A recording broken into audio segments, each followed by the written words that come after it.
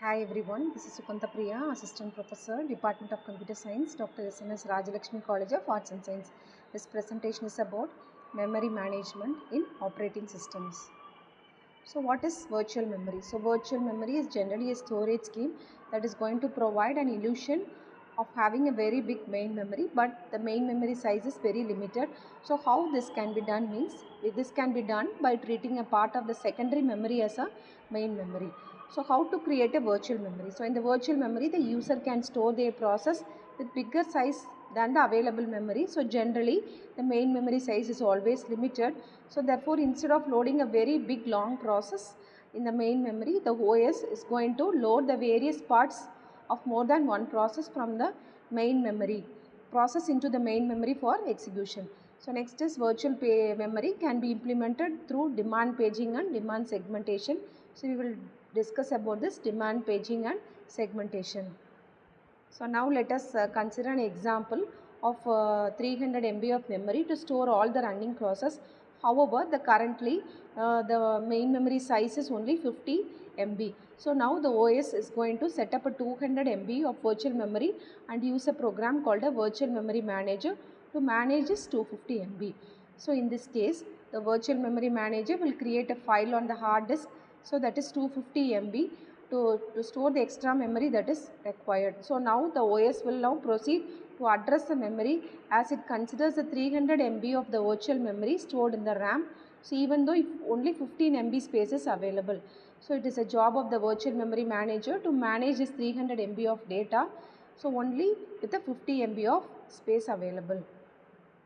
So next we will discuss about paging. So paging is generally a mechanism that is used to retrieve the process from the secondary storage into the main memory in the form of pages. So the main idea behind this paging is dividing each process in the form of pages. The main memory will be divided in the form of frames. So here the main memory is divided into different frames starting from 1, 2, 3 etc. up to 9, and the pages starting from 1, 2, 3 etc. up to 9. So the page size and the frame size should be the same. So next is we will discuss about this paging. So let us consider the main memory size of 16 KB and the frame size is 1 KB. So therefore the main memory will be divided into the collection of 16 frames of 1 KB each. So therefore there are four processes in the system that is named as P1, P2, P3 and P4. So each of 4 KB each. So each process is divided into pages in the form of 1 KB, so that one page can be stored into the another frame. So here in this example we have four different process P1, P2, P3 and P4 and each is of 1 KB size and the frame size is 1 KB. So now all the four process fits into the 16 KB memory for execution. So next is a paging hardware. In the paging hardware, so two types of address are generated. So one is logical address and the physical address. So this the address that is generated by the CPU is called as a logical address. So it contains a page table and it contains a physical address. So D is the physical address here and P is the page table.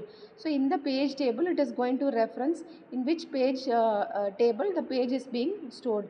So next we have a physical address. So in the physical address also we have an F and D. So the F refers to the page table. So and D refers to the address that is stored in the physical memory.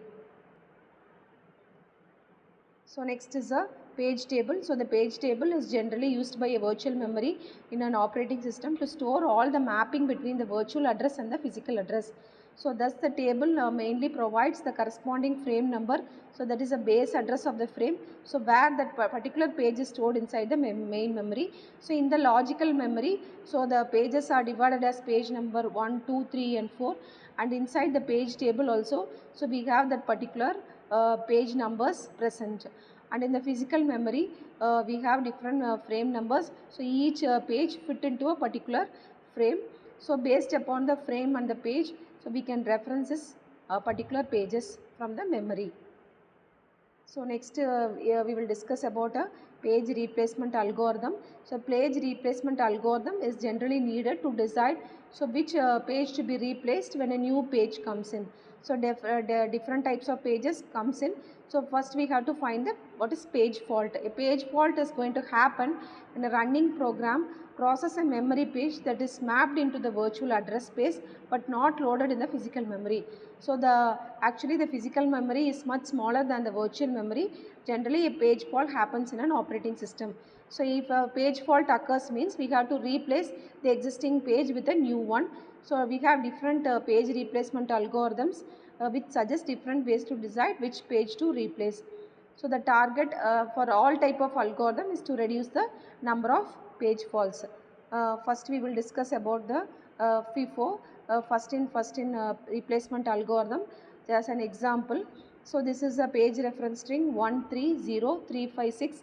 So with 3 page frames. So now we have to find the page fault. So in all the replacement algorithms we have to find the page fault. So now let us discuss about this FIFO replacement algorithm with a simple example.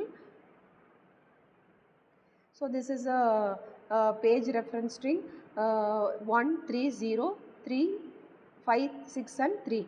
So here we have a frame size of 3. So now initially all the frames are empty. So one is brought into the frame. So one is not present inside the frame. So it is a miss.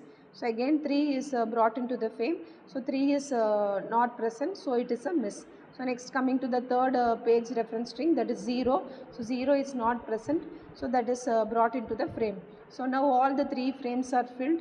So next we have to bring 3 into the frame now. So 3 is already present in the page. So it is a hit.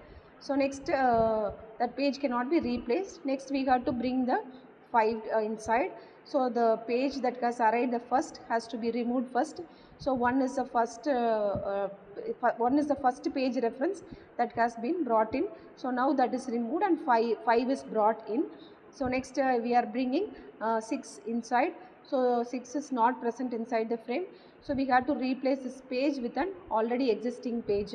So now 3 is replaced by 6 and finally again 3 is present inside. So it is a miss. So here the total number of page fault, it is 6. We have to calculate all the miss here. So there are totally 6 misses. So the total page fault is 6. Thank you.